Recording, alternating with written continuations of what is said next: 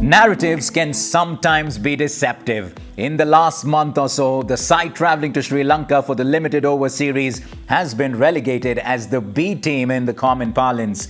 Not because of the players in the team, but because of the fact that there's another team already in England preparing for a test series.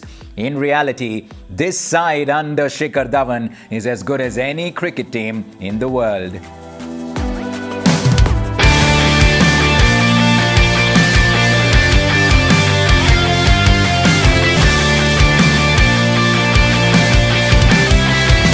Hey guys, you're watching Mintra presents RCB 12th Man TV. The series was due to start on the 13th of July, but we live in a world where cricket boards can only control so much despite all their efforts. The series also put Sri Lanka in a bit of a fix. Since Arjuna Ranatunga termed the Indian team a second-string side, the hosts will be a little too embarrassed if they end up losing the series. But deep down, there is an awareness that beating this Indian team will be as difficult as beating any top side in the world. What to expect? A lot of flair from this Indian unit. Most of these young Indian cricketers would be using this series as an audition for the World T20.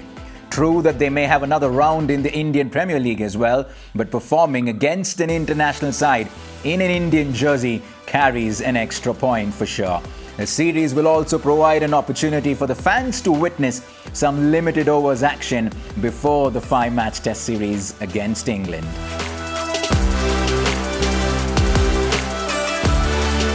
As far as the team composition is concerned, India is a team full of white ball specialists who have grown on the appetite of some serious IPL cricket over the years.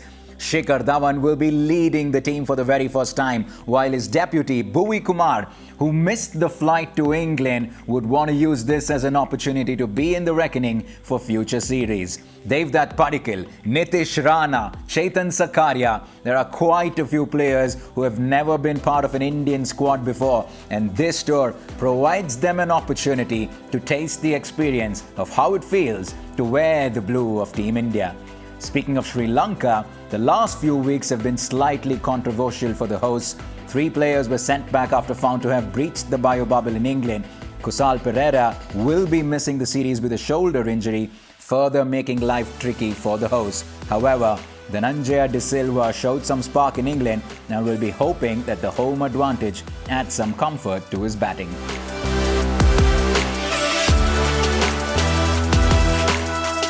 Plenty of battles to watch out for. We'll start with Dasun Shanaka versus Navdeep Saini.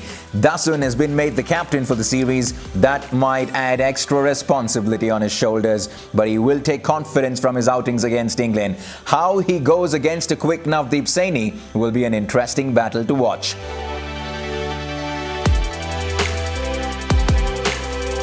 Number 2, Dushmantha Chameera versus Shikhar Dhawan. Chameera too was impressive against England with his bowling. The tall pacer has a few tricks up his sleeve to surprise the batsmen. Against Shikhar Dhawan, he will have to bring all those to use if Sri Lanka are to contain the Indian captain.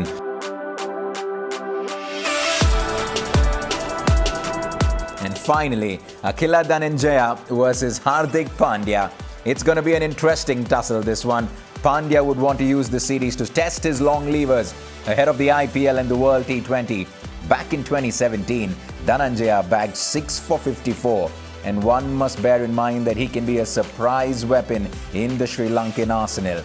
Watch these 2 youngsters turn up the heat.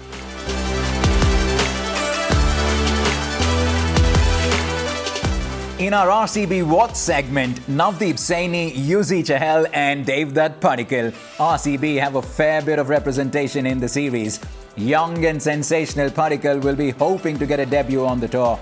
He has done enough in the IPL and in the domestic competitions to earn a cap.